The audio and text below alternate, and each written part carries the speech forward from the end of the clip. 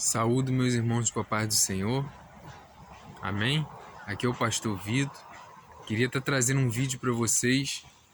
Estou aqui perto da minha casa, na beira do mato, né? Queria estar gravando um vídeo junto com vocês e a gente meditando em algumas coisas, né? Andei um pouquinho sumido, ó, que lugar legal. Vou mostrar para vocês aqui, ó. Não sei se é aqui que troca a câmera, não vou. Olha, que lugar bacana, que lugar bonito. Estão vendo? Eu quero trazer um vídeo, né, para a vida de vocês. Tá trazendo aqui uma meditação na palavra do Senhor. Amém? Então vamos lá.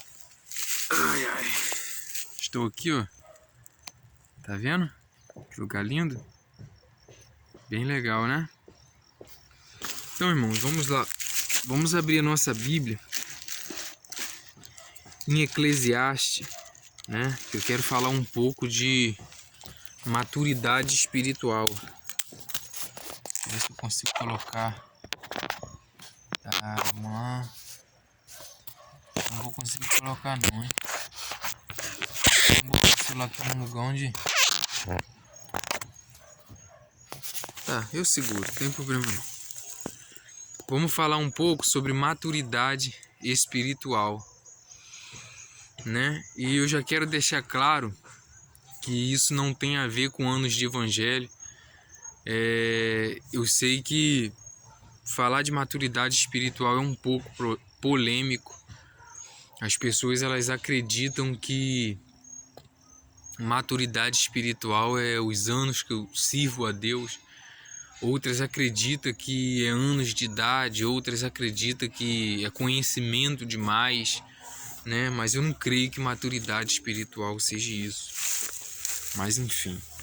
Vamos abrir a nossa Bíblia em Eclesiastes, capítulo de número 1, que vai dizer assim, versículo 2. Vaidade de vaidades, diz o pregador. Vaidade de vaidades, tudo é vaidade. Né? Então, assim, alguns pregadores chegam nas igrejas falando das mulheres que estão com a roupa assim, que estão com a vida assado, né? Que as pessoas estão mostrando seus corpos. Outros vão usar este versículo para falar que se de vaidade é vaidade, eu posso cometer todo tipo de vaidade, porque a Bíblia está dizendo isto. Outros vão julgar demais os irmãos, outros não vão falar nada e vão se omitir. Então a gente vê, né, que a nossa igreja, ela está passando por um desequilíbrio, né? Vamos se dizer assim, ou tem um excesso de cobrança sobre roupa, vestimenta, comportamento, ou um excesso de, como que eu vou colocar? Despreocupação, né? Então, quero falar de maturidade espiritual para a gente tentar chegar num equilíbrio dentro das nossas igrejas, da forma que nós... Um bichinho aqui, né? No meio do mato não tem como não ser visitado por um bichinho. Então, nós vamos tentar aqui chegar em um ponto aonde a gente tem uma maturidade para que a gente venha servir a Deus com equilíbrio, não é isso? Então muitos vão pregar dessa forma, porém Salomão, ele vai nos deixar, eu quero falar um pouquinho também sobre Salomão, do seu reinado, eu quero falar um pouquinho desse contexto da Bíblia, né, que às vezes é um pouco ignorado. Foi como eu falei, muitos acreditam que o estudo esfria o crente, e de fato, demais, estudo além da conta, eu creio que deixa o ser humano, né, sem sensibilidade, né? Isso fica notório de ver, mas eu digo que o estudo ele é necessário. Então eu queria falar um pouquinho sobre Salomão, sobre esse contexto, para a gente chegar, né, numa satisfação aqui para a minha vida e para a sua. Irmãos, Salomão foi um homem, vamos se dizer assim, um dos reis mais novos de Israel, né? Ele vai assumir o seu reinado basicamente aí com seus 20 anos de idade. Salomão era filho de Davi, o rei que se deitou com Betseba, né? Ficou conhecido por ser homem semelhante ao coração de Deus e também pelo pecado, né, infelizmente, que acabou caindo. Bom, então Salomão assume o reinado com 20 anos de idade. Ele oferece, entre aspas, tudo que ele tinha para Deus, pedindo sabedoria. E Salomão vai reinar mais ou menos, basicamente, uns 40 e poucos anos de reinado em Israel, e basicamente, vamos se colocar entre 70 anos, ele vai se encerrar o seu reinado. O livro de Eclesiastes, ele é um livro que basicamente ele foi escrito mais ou menos 900 anos, um pouco mais antes de Cristo. Foi escrito pelo próprio Salomão, né? Porém é o que eu acredito, que nós acreditamos. E um rei assumindo um reinado com 20 anos de idade, né? Nós sabemos, eu que sou homem, né? E vou fazer 29 anos, né? Bem novo, apesar de ser pastor bem novo. A gente sabe que o homem com 19, com 20 anos de idade é uma criança. E Salomão, ao decorrer do seu ministério, comete muitos erros, né? Erros esse de se casar com mulheres que não eram para ter se casado, entre outras coisas, né? Desobedecer a palavra de Deus, ignorar os alertas, né? Entre outras coisas. Construiu altares para a idolatria, assim se resumindo dizendo. Então o que vai acontecer? É uma carta que ela está recheada, vamos se dizer, de tesouros, pequenos tesouros, né? É o autor também de Provérbios, é o autor também de Cantares de Salomão e Eclesiastes. Então no versículo 2 vai dizer que de vaidade, tudo é vaidade. Porém, não podemos ignorar que Salomão estava no final do seu reinado. Salomão aqui, basicamente, ele já ia fazer quase que uns 65 anos, 70 anos de idade, ele já estava no final do seu reinado, tá? E diferente do que muitos vão acreditar, eu não entendo que Salomão se arrependeu e nem que Salomão foi salvo, tá? Nós não temos respaldo na Bíblia de versículo algum, né, sobre essa salvação ou arrependimento. A história de Salomão nós vamos encontrar em, se eu não me engano, 2 Reis. O capítulo vocês podem procurar, mas vai se encerrar a história dele em 2 Reis, se eu não me engano é isso. E não vai ter nenhum ponto de arrependimento, que ele mudou. Ah, mas foi escrito. Não tem biblicamente esse respaldo, né? Quando uma pessoa se arrepende na Bíblia, a gente sempre achamos isso. Mas enfim, vai acontecer que muitos pregadores vão dizer, né, que o homem, a mulher, não importa o que ele vista, como ele se comporta, porque Deus nos salvou pela graça. E de fato, você é salvo pela graça. O problema é a gente não entender as consequências das nossas atitudes, como Salomão fez. Nós não entendemos o que a palavra de Deus está querendo dizer para a gente. Porque nesse versículo, nesse capítulo, eu vou estar lendo e interpretando pequenos pontos, né, de Eclesiastes. A gente vai estar meditando nisso. Eu quero dar um exemplo.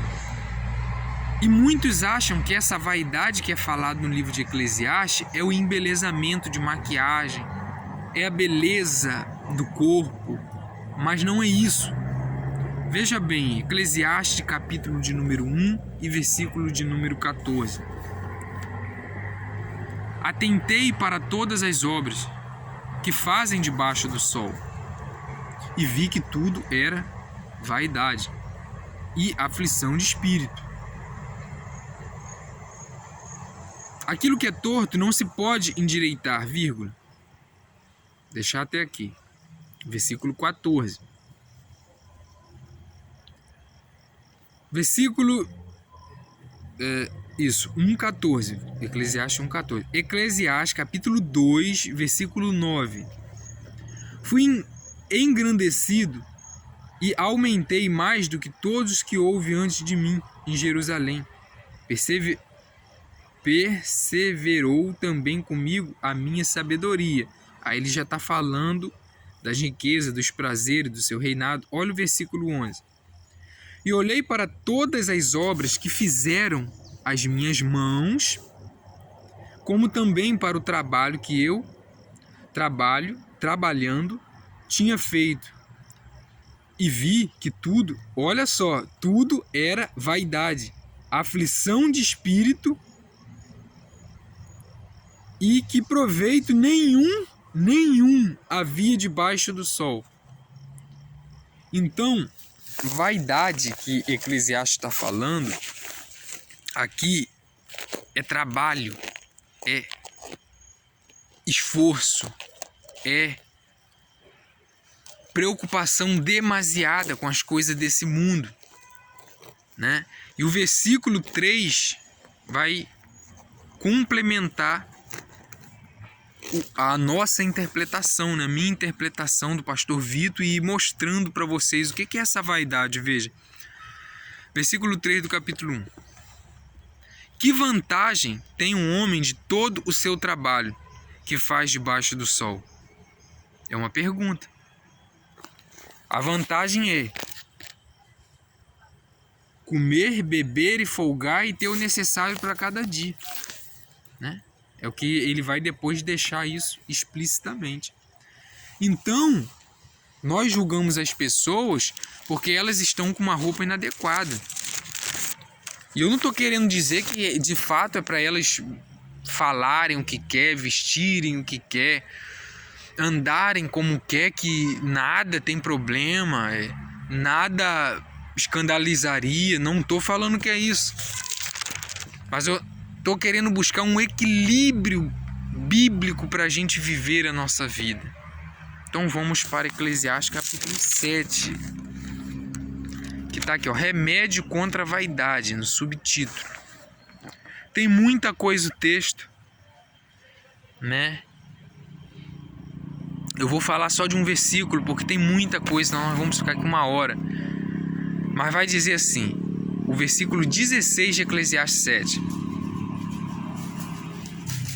Olha o cachorrinho ali, ó. Vai dizer assim: não sejas demasiadamente justo, nem demasiadamente sábio, porque destruirias a ti mesmo. É um extremo de alguém que quer ser santo demais, né? E quantos homens não têm se... Vou colocar a Bíblia aqui, ó, se destruído por causa disso, né? Essa formiguinha aqui, se me morder, só um minuto, gente, vai doer bastante, cara. Vai doer não, cara, não vai morder não. Então, quantas pessoas têm destruído, né, os irmãos por excesso de santidade, que nem é o caso, né? Mas fulano falou, olha a roupa de Beltrano, olha a roupa de Ciclano. Ciclano não tá. E muitas das vezes deixamos de ver o nosso erro. Muitas das vezes deixamos de ver aquilo que nós poderíamos estar fazendo até mesmo para ajudar essa pessoa, né? Então o inimigo, ele tem entrado nas nossas igrejas por falta do nosso conhecimento da palavra, por falta da nossa conexão com Deus e principalmente por falta de amor. Porque quem perseguia Jesus era quem estudava a palavra. Quem perseguia Jesus, na verdade, eram os da lei, eram os politicamente corretos. E foi quem não entraram no céu. Mateus 23, se você depois quiser ver direitinho isso. Então, até quando nós vamos olhar para o erro das pessoas e vamos esquecer daquilo que nos une? Vamos esquecer daquilo que de fato importa, que é o amor. Então tem pessoas doentes dentro da igreja, tem pessoas doentes fora da igreja por causa desse tipo de coisa. Ou é muita santa racidade, ou é muito desleixo com a palavra. Nós precisamos de um equilíbrio. Que a pessoa que ela vem para a igreja seminua, vamos se dizer assim, né? A linguagem coloquial, ela precisa de ajuda. Ela precisa que eu e você, pessoas que estão buscando um equilíbrio, né? Nós não somos perfeitos, os ajude. E o que nós fazemos? Olhamos os erros uns dos outros e esquecemos do que aquelas pessoas têm de bom. Então, na verdade, o que Eclesiastes está passando para a gente, que vaidade é tudo aquilo que nos afasta de Deus. De fato, uma pessoa está vestida de maneira que ela se torne o centro das atenções. Infelizmente, isso vai afastá-la de Deus alguma hora.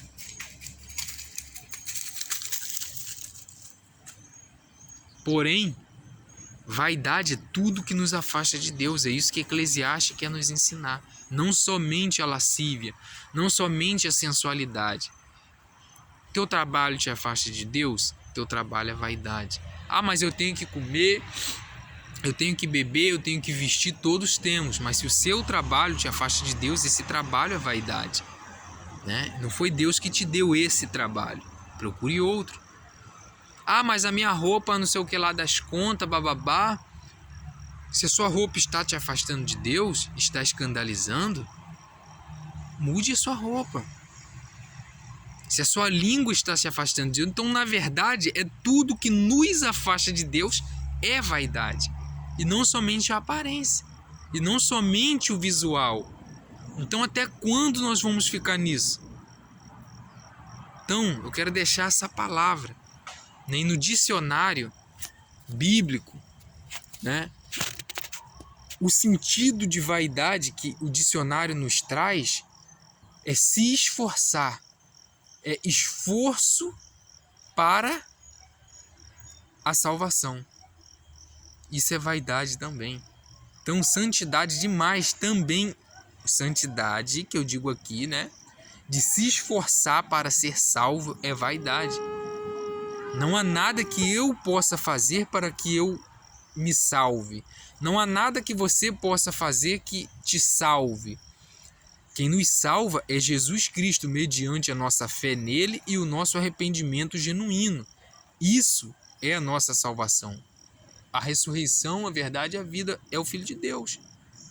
Então, na verdade, nós nos afastamos das coisas erradas não para ser salvo, pelo contrário, é para nos permanecermos salvos. Ninguém se torna salvo porque jejuou demais ou se santificou mais do que eu ou do que aquele que está ali. Nós somos salvos mediante o Filho de Deus, o seu nome, o sangue e arrependimento no Filho de Deus. Isso nos salva. Pastor, então posso fazer o que eu quero depois que eu estou na graça? De forma nenhuma, porque isso significa que você estaria saindo da graça. A graça, ela não se compra com jejum, com oração ou com muito esforço, que isso é vaidade. A graça é algo que é dado de graça, mediante fé e arrependimento no Filho de Deus. Então, se eu troco a roupa, se eu não minto, se eu busco não escandalizar, Se eu busco evitar um trabalho que me afaste de Deus ou coisas que me afastem de Deus, eu faço isso não é para mim ser salvo. Eu faço isso para mim permanecer salvo. Para mim não ir me desviando, esquecendo, me desorientando até que eu vou entrando num pecado e outro, como aconteceu na vida de Salomão. E ele se perdeu, criando altares a Baal, Astarote, entre outros deuses. Então, o que eu quero deixar para a gente aqui hoje, maturidade espiritual. E essa maturidade é aceitar as pessoas do jeito que elas são. Não é aceitar o pecado que elas cometem, mas do jeito que elas estão e são. Isso é a maturidade espiritual. Nós vamos aceitar as pessoas do jeito que elas entram na igreja. Não digo que elas têm que permanecer assim. E não é eu acusando, nem você acusando, que vai transformar a vida de ninguém. Né? E aquele ladrão que estava na cruz, o que ele diz? Nós merecemos esse castigo, mas este... E depois disse, lembra de mim quando entrar no seu reino, no paraíso, né? Dependendo da tradução. Ainda hoje estará comigo no paraíso, no lugar de descanso. Eu quero deixar essa palavra para você.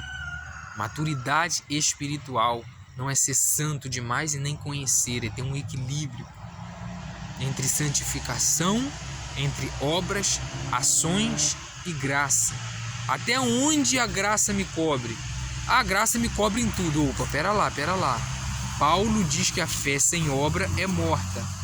Eu não ajudo a igreja, eu não ajudo o irmão, meu dinheiro é só meu, eu não dou uma oferta, eu não quero saber de nada. Opa, você não está na graça. Jesus nos chamou para, ajudar, salvar, curar outros. Então a minha vida, ela é uma carta, a sua vida, ela é uma carta. Então a partir de hoje,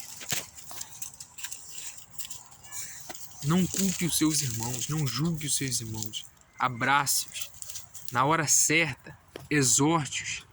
Ah, então quer dizer que eu não posso falar de pecado, pastor? Você deve falar de pecado, mas na hora certa. Pede orientação a Deus, abraça essa pessoa, se afaste daquilo que te afasta de Deus. E você vai ter um equilíbrio, uma maturidade espiritual.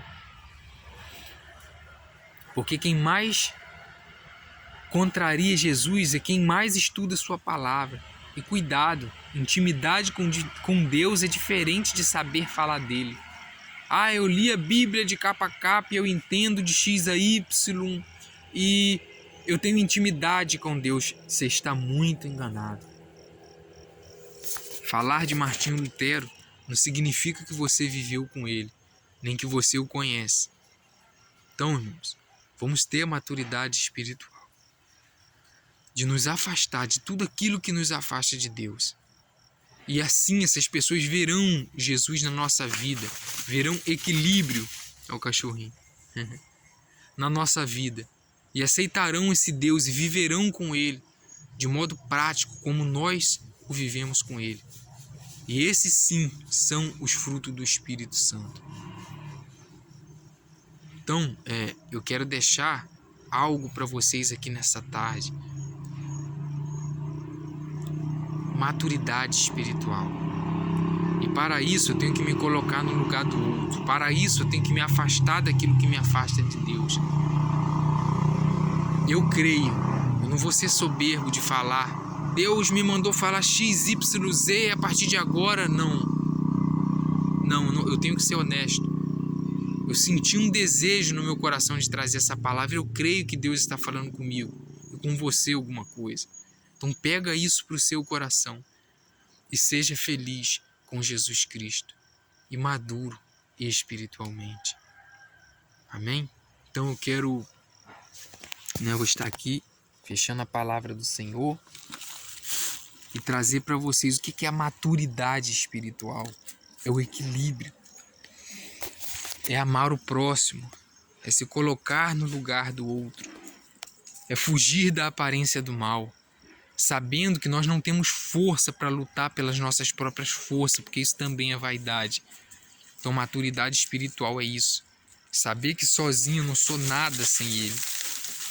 É saber que eu não tenho poder algum para vencer nada sem Ele, nem nós mesmos.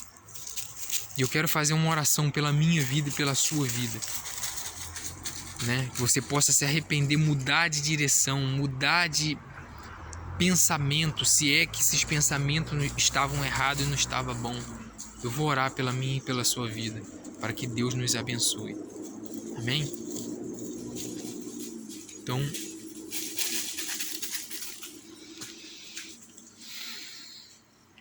Pai, em nome de Jesus Cristo, eu acredito, Senhor, que eu fui movido pelo Senhor para me trazer esse vídeo.